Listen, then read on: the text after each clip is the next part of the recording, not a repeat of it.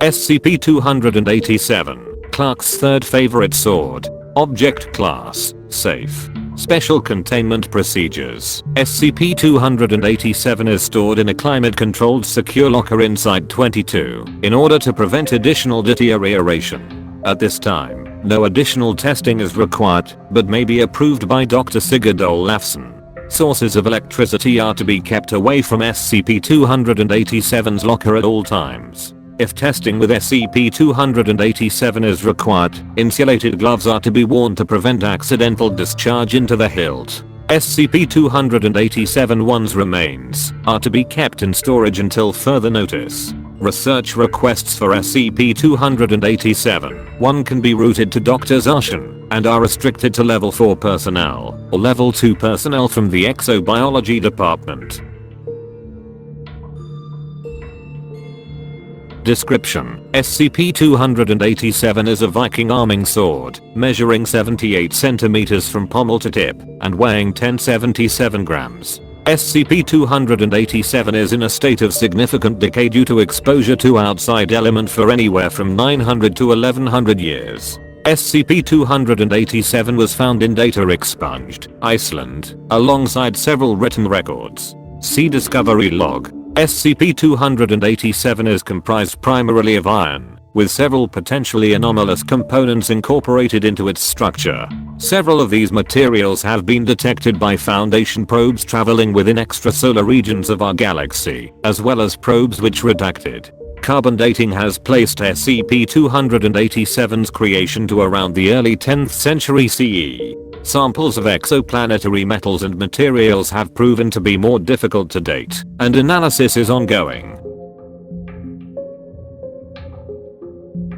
An example of materials found with SCP-287. SCP-287's anomalous effect can be observed when an electrical current is applied through the metallic portions of the hilt exposed just below the guard. These exposed elements are in a noticeably better state than the iron portions of SCP-287. SCP-287's internal components will begin to emit several frequencies of EM radiation, and varying sounds invariably described as distressing by research staff and test subjects. Radiation produced by SCP-287 causes all humans who are exposed to it to experience acute audiovisual hallucinations and severe headaches. SCP-287's specific hallucination takes the form of translucent human-like figures in the immediate vicinity, invariably outfitted as members of an armed force. The armament and armor worn by SCP-287's hallucinations varies by subject, with a general trend towards the individual's perception of what they consider to be modern armament. Testing with animals as well as non-anomalous EM fields and sounds of the exact same frequencies do not produce the same effect in any combination of cases.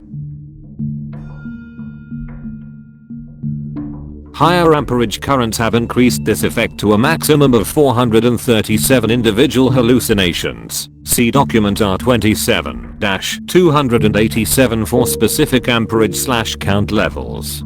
Further testing was deemed unnecessary. SCP-287-1 is believed to be an extraterrestrial organism, found in the same location as SCP-287. The exact origin of SCP-287-1 is unknown at this time. A full report on SCP-287-1 can be found in document R27-287-1. See Addendum B for a partial report. SCP-287-1's potential spacecraft, designated SCP-287-2, see Addendum B for a partial report, appears to be completely destroyed. The current working hypothesis for SCP-287-2 is that it was intended as some form of escape pod from a larger vessel. Discovery: SCP-287 was recovered from a burial mound outside of Data Expunged, Iceland, on January. Data Expunged, 2000. Data Expunged. See Addendum A for details. The remains found within the tomb proved to be non-human, and the Foundation took custody of SCP-287 and the remains were designated SCP-287-1. SCP-287-1's remains are skeletal and are humanoid, though significantly different from human skeletal structure. Additionally, several written sources were found within the tomb and acquired by the Foundation. Dr. Sigurd Olafsson was consulted to help translate the writing, which is attached below. See Addendum A. Addendum A. Prepared by the Department of Terralinguistics. The discovery of SCP-287 was predicated upon reports of ghost soldiers in an area outside of Data Expunged, Iceland. A recent storm had struck the burial mound containing SCP-287, conducting current into SCP-287 through a crude lightning rod made of iron. The hallucinations created by SCP-287 affected an amateur film crew. The crew informed local authorities, and Foundation information gathering subroutines flagged these reports as potentially anomalous. Keywords: ghost, spectre, crazy, kids, hallucination with a double correlation factor of gamma 6. Class A amnestics were administered to all witnessing parties, and the burial site was declared a heritage dig site through a Foundation shell corporation. Within the burial mound, Foundation agents discovered SCP-287, SCP-287-1 and additional written materials dating back to the early 10th century CE. A transcription was created by Dr. Sigurd Olafsson. Unintelligible sections are most likely proper nouns with no direct translation. I'm Harvey Skadderson, Skaldov, unintelligible, and I have been trusted with the tale of Thor's champion, the Meteor Lord. In the depths of winter, the year after the Great Raid, we saw a fiery meteor in the sky. It landed deep in the heart of the northern wastes, and we followed it. A wondrous thing it was, gleaming, and covered in ghost lights. We approached, and found a man standing in a heavy cloak, examining the meteor. The ghost lights went dark, and the figure pressed his hand to the outside of the star. A wondrous light filled our eyes, as the star opened. He disappeared into the meteor, and emerged to look at us with such fiery determination in his eyes. We knew he could only be a king, sent to us from Odin himself. He would protect us from the raids, and we would know prosperity again. Our prayers had been answered. Daily did the elders of our village come to his resting site, but his own tongue was blessed, only to speak the language of the Aesir. Weeks passed, as he learned our language. When he learned of our plight, he appeared to grow angry, and charged back to the meteor, to fashion himself a mighty weapon, with which to defend the village. Weeks later, he emerged, with a sword in his hand, gleaming and mighty. He held it aloft, and his power was made manifest. Ghostly warriors, heroes from Valhalla stood around him, brandishing weapons. We threw ourselves on the ground, our heads aching with the glory of these Valhalla warriors, and this pleased the Meteor Lord. For years, when the raids came, we ran in supplication to the Meteor Lord. He emerged, and all fled from his flashing blade and burning eyes. We marked the way to the Meteor Lord's home with the cairnstones. During the Battle of Unintelligible, the Meteor Lord's fall came. His powers failed him, and Odin recalled him to Valhalla. We buried him with all the honor we could muster, and fashioned a conduit for the great storms from Thor. On stormy nights, the heroes still come, and watch over our village, their glory splitting the head of any man who dare look upon them. Addendum B.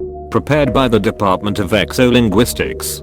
Tracing back from the story presented in the included writings, Foundation agents tracked down the meteor mentioned in the epic translated by Drmagnus Olafsson. Excavating the object in question led to an almond-shaped craft made of an unknown material. Research regarding this craft can be found in document R27-287. Within the craft, several records were found, written in an unknown language upon crude paper. It is hypothesized that this is some kind of journal of SCP-287. 1. An exact translation is nearly impossible. However, using redacted, a partial translation has been attempted. Timestamp: unknown symbology, unknown place, unknown people, primitive, violent, untranslated, didn't survive. Everything is lost. Must find a way back. Too many counting on me.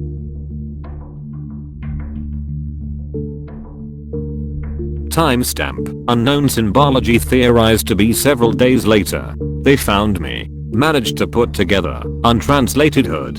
They won't see me. Must learn their language. Must keep them away from me. Unknown biology. May infect. Timestamp. Unknown symbology theorized to be several weeks later. I see their weapons. Mine non-functional. Made one like this. Use last of the untranslated.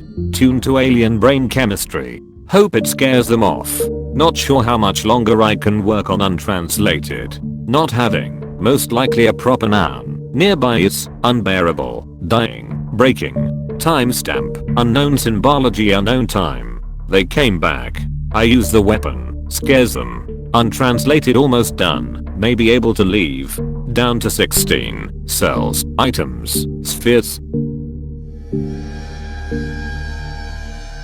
Timestamp. Unknown symbology. Unknown time. They brought others. I scared them again. Not sure if I can repair the untranslated.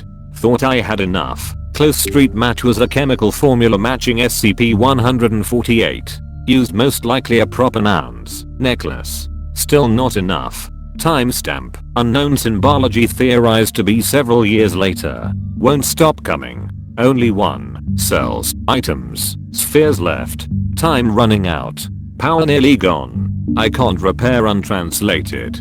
Too many. Unit of time. It is hypothesized that at this point, whatever power source SCP-287-1 was using to activate SCP-287 ran out. SCP-287-1 was most likely killed during the next raid, without SCP-287 to protect them.